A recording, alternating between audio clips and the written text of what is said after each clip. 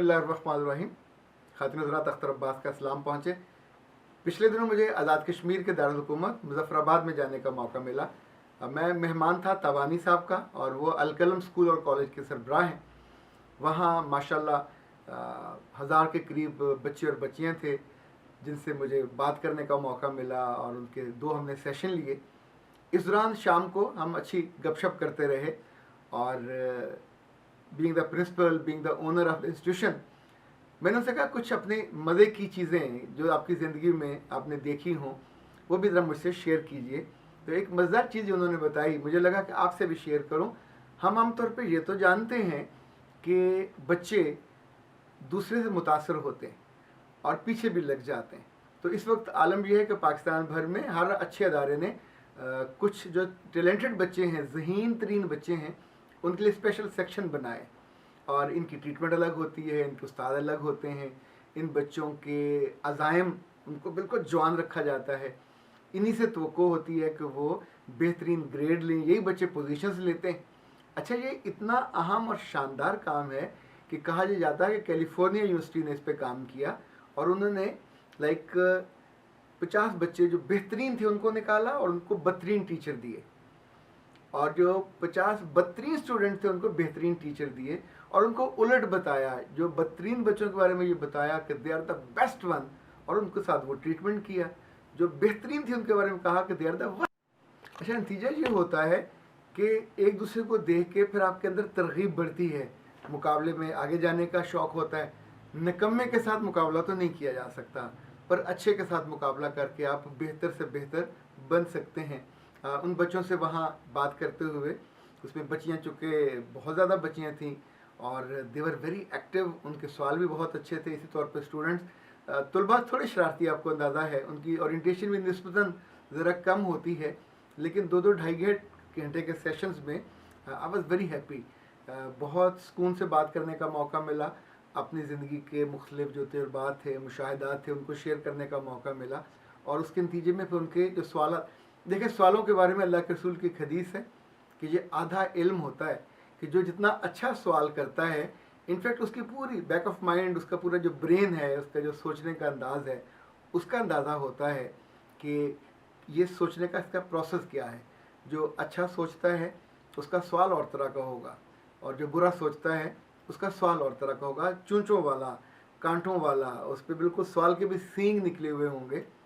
अच्छा, वही जो असल एक आपको मज़े की बात बताना चाह रहा था कि बच्चे एक दूसरे से कितना इंस्पायर होते हैं। एक स्कूल में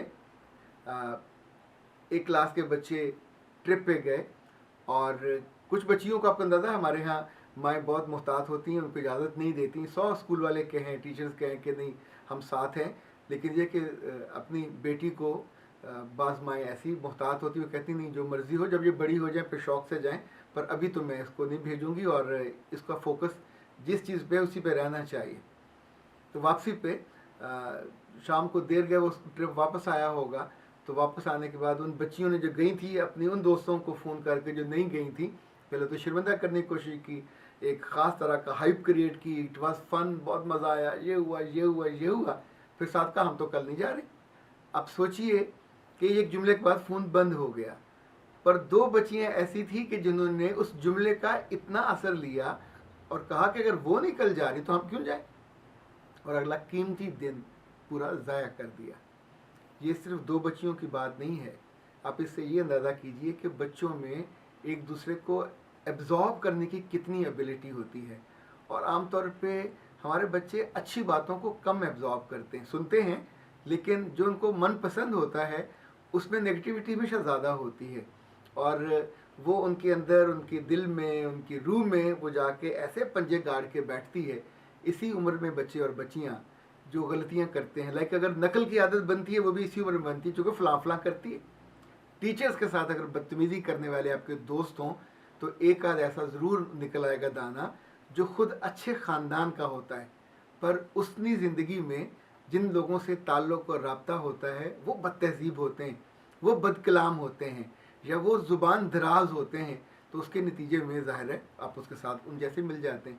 अभी चंद रोज़ पहले मुल्तान में जिस टीचर को नहीं, वो वीडियो देख के लिटरली इस कदर दुख और तकलीफ़ हुई कि आप सोच भी नहीं सकते कि किसी इंसानों के माशरे में ऐसे घरों में बच्चे भी होंगे, ज़ाहिर उस जिन बच्चों ने अपने उस्ताद को मारा वो ना भी पढ़ते हों या कम पढ़े लिखे हों या दुकानदार हों या आवारा बच्चे हों, फिर भी उनकी माँ भी होगी, उनका बाप भी होगा। खुदा ना खास्ता कभी उनके बाप को कोई यूँ मारता वैश्यों की तरह, दरिंदों की तरह और जालमों की तरह। वो मोटरसाइकिल पे यानी उसको मार मार कर उसकी कमर पे हड्डी उन्होंने वो तोड़ दी, डंडे जो छोटे इतने ज़ोर ज़ोर से मार रहे थे, और एक बदबख्त ने तो फिर अपना जूता उतार के उसके सर पे मारा और साथ साथ उसको वो माँ बहन की गालियाँ दे रहा था। आप सोचिए कि जो उस्ताद था क्या उसने जुल्म किया होगा या क्या ज्यादती की होगी। बाद में पता चला कि उसने उनको लड़कियों को छेड़ने से या आवाज़ें कसने से मना किया और उसने तभी कहा कि मैं तुम्हें देख लूँगा। अब सोचिए कि ये जो देख लूँगा है कोई अकेला देखने वाला नहीं था, उसके साथ 4-5 लोग थे।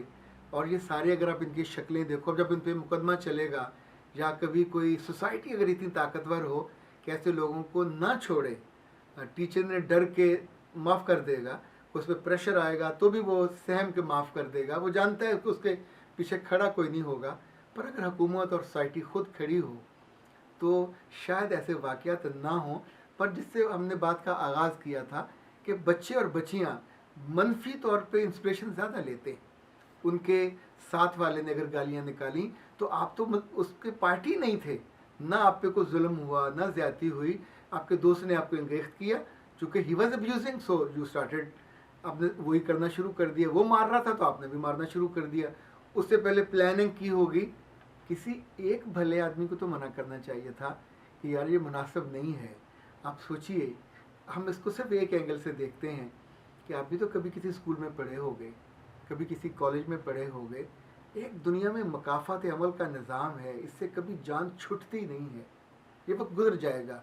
अभी ख़बरें थीं, अभी तस्वीरें थीं, शायद कुछ अर्से बाद लोग भूल जाएं, लेकिन ये हो नहीं सकता कि वो वक्त ना आए कल जब आप किसी जगह हो गए और आपने आपके क्रेडिट पे ये जुल्म और ज़्यादती ये रहेगी, माफ़ी मांगे बिना, तौबा किए बिना वो साथ चलती रहेगी।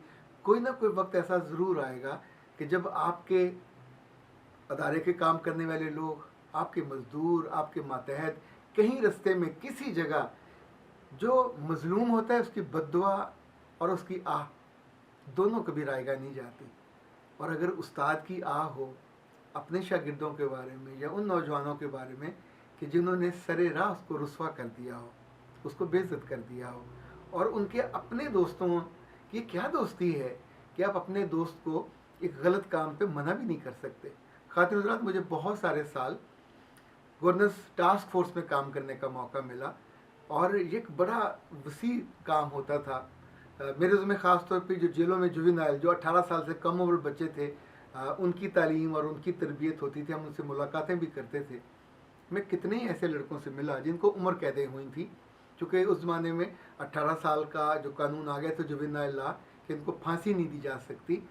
कितने ही ऐसे बच्चों से मिलने के बाद मैंने पूछा कि तुम्हें जिस बात पे उम्र कैद हुई वो क्या थी, तो वो बताते थे कि हम अपने दोस्तों में थे और फलां दोस्त ने हमें उठाया और एक लड़ाई पे चले गए, तो मैंने जाके उसकी अंतड़ियों में चाकू मारा और उनकी अंतड़ियाँ खींच के बाहर ले आया, वो मौके पे मर गया।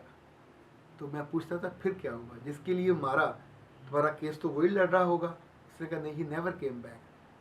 ना उसके माँ, ना उसके बाप, ना उसके बहन, ना भाई, उन्होंने उस लड़कों को उठाया और मुल्क से बाहर पहुँचा दिया। और ये जितने मारने वाले जज्बाती होते हैं, जो अपने थोड़े अमीर लोगों से इंस्पायर होते हैं, सारी ज़िंदगियाँ उस एक लम्हे की बेवकूफ़ी का फिर समर पाते हैं, जेलों में एड़ियाँ रगड़ते हैं। और वो उम्र जो नौमरी की होती है, उन जेलों में मुंडे खाने होते हैं जहाँ ये जो बड़े कातिल और बड़े जुनूनी किस्म के मुजरम होते हैं वो इनको सेक्सुअल टूल बना के इस्तेमाल करते हैं।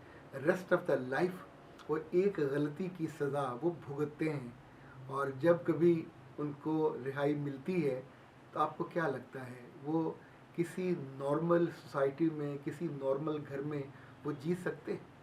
जेल में जो उनके साथ हुआ होता है वो पूरे उस जुर्म की सज़ा उनको मुसलसल मिलती है, उसके बाद भी मिलती है।